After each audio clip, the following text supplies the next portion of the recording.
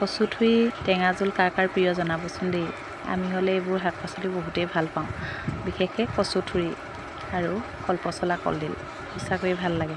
আৰু এইফালে বুটলি লৈ ধুনীয়াকৈ আটাইকেইজনীয়ে বুটলিছোঁ, লগ লাগি লৈছোঁ আৰু দেই।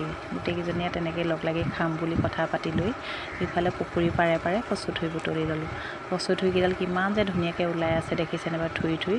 আৰু এইফালে মাছৰ মূৰ, মাছৰ মাথা দিলে কচুথুৰি শাকত বহুতেই ভাল লাগে, বিশেষকৈ ডাঙৰ মাছৰ মাথা হ'ব লাগে মূৰ। আৰু গোটেইকেইজনীয়ে আনি তেনেকৈ কাটি বাছি কেতিয়াবা এদিন তেনেকৈ খোৱাই মজা বেলেগ, নহয়নে বাৰু? আপোনালোকে বাৰু লগ লাগি তেনেকৈ বনাই খায়নে কচুথুৰি? আমি হ'লে প্ৰায় তেনেকৈ লগ লাগি কেতিয়াবা বনাওঁ, এসাঁজ কেতিয়াবা খাবলৈও ভাল লাগে। অৱশ্যে চব জেগাত চবৰ কাৰণে এইবোৰ সুবিধা নহ'বও পাৰে।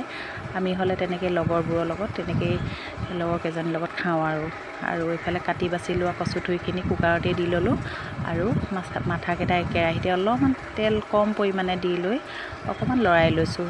একেবাৰে কেঁচাকৈও দিলে ভাল নালাগিব, গতিকে তেনেকৈ কুকাৰতে দি দিলোঁ। বিলাহী সৰুকৈ কাটি লৈ, কচু শাক বুলিলে লগত আকৌ মান ধনিয়া নিদিলে ভালেই নালাগে দেখোন। এয়া বুটলি লৈ মান ধনিয়া ধুনীয়াকৈ ধুই পখালি আৰু মান ধনিয়া কেইখিলা তেনেকৈ কাটি দি দিছোঁ। আৰু লগতে এয়া খুন্দি থোৱা ৰচুন আদাখিনিও লগতে দি দিলোঁ।